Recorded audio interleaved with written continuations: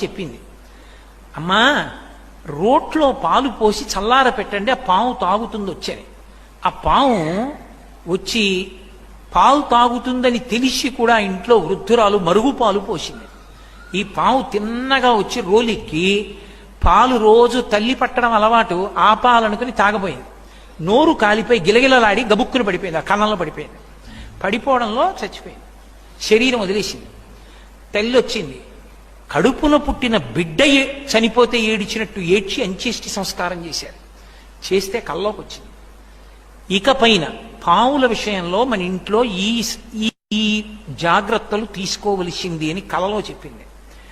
ఆ వంశంలోనే, ఆ పూర్వీకులలో పాము పుట్టిన వంశంలోనే సుబ్రహ్మణ్యావతారులై సుబ్రహ్మణ్యానుగ్రహ పాత్రులై మహాస్వామి ఆవిర్భవించారు.